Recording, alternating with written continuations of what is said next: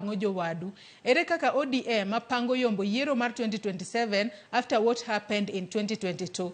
And brother Wilberforce Otieno mar North Kanyamkago. Bende nadiera ni NADCO ne en mana mar josiasa to jopiny to dong kendgi maonge gimoro amora. Chiwo ranyisi kanyo ne kata Wamalwa noko yiere kode.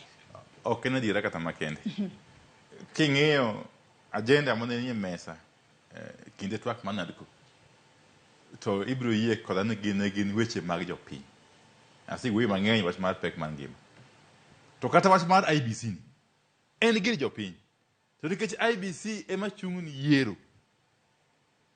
To jopiny nyaka dhi yiero eka yier jogo matayo sirikal matimo tich mar pogo mwandu mag piny.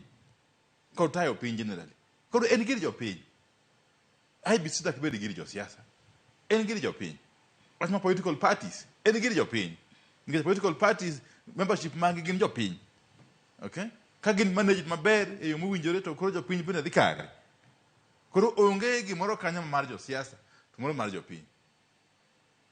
To nikech josiasa bende gin jopiny. To mar ariyo ochako wacho wach moro kanyo ni joluo manie sirikal dhaw kod jogo maonge sirikal. Gima tam ang'eyo en to kisebedo e sirikal to idhaw gi jomoko nang'. Ok tich momiyo in tich in ofisa mondo iti. Ka iyudori in e sirikal kod ogweli kod oyieri nikech bende thoth jo amane sirikal ka luo kucho. Sirikal mamalo that is. Gin jogo mogwela gwela. Okay? Tasika wacho pile bendi. Ne sirikal no ogwelgi to ka halemo mamigi kunogo. Gin leo maonge korgi. Moko ne ren leo madongo dongo to gin leo maonge power. Asika wacho pile nikech an sani koro an experience. Joyce. Asebede bunge sani koro mata mara adek. Tam okalo chancha anda koma Public Accounts Committee. 5 years. Sani and leader of the minority party. Even though I should have been leader of majority party. Koro angeo kaka sirikal tiyo. Ase oversight sirikal higini mathoth. Jomane sirikal maluongo ni sirikal go. Gina kanyo gi nying. Gin joma iluongo gi dho Kiingereza ni flower girls. Okay? Ncha winjo ka Governor Orengo owacho sia kucho ni gin part of the choir. Gin gi olowe. To jomoko to yako mwandu to tero tuche. Okay? Omiyo onge gimoro joluo mane sirikal. Wan gima duong' mwang'eyo en ni wan kaka joluo nyaka wabed e achiel kendo wamed dhi mbele ka wawuoyo gi dwol achiel e weche duto. Higni gi te nyaka ne wayudo uhuru higa mar 63. Onge sirikal ma jaluo pok obedo ga by the way. Kata mana kana Ramogi oke sirikal 1966. Joluo moko pod obedo sirikal. Ne nitie joluo sirikal, dongo mamo gini. Bang'e wayudo lo aringo gini. Ji mathoth okwanyo gini. Kata turwa kucha ne nitie Archbishop Ondieko Oluoch. Ne nitie Joseph Ogutu.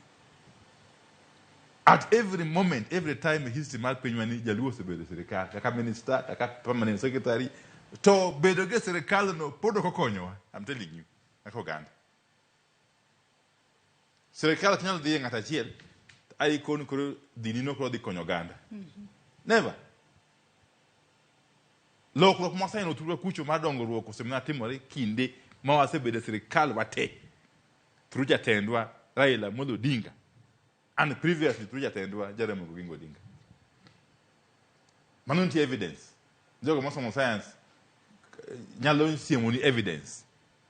En sirikal mane wantie higa mar 2008 nyaka 2012 nogoyo atua mapek ahinya. To kata yande ni don't know onge sirikal formally. So because ne nitie winjruok e kind jatendwa Raila Amolo Odinga kod President mokalo Uhuru Kenyatta. Between 2018 kod 2022. Wagoyo atua malach. Malach ahinya. Inyalo kwano gik motimore turwa kucho. Gik mang'eny ahinya. Sani gidhi Kisumo. En capital city of any other country in Africa. Moko hingo kata. King'iyo pot ma Kisumu kachalo en gik malich ahinya otimore na because of one bedo e gimoro achiel luwo jatendwa kendo engaging kod sirikal kaka oganda. To iwacho kanyo ni kinde mane utwak kun koka jogo mabende ne oyiere komiti mar NADCO nitiere gigo mabende jogo mantiere side mar Kenya Kwanza nochwalo un kaka jogo mantiere side mar Azimio kata ODM un bende nitiere gino manochwalo mabende niwacho ni nitiere moko ma ok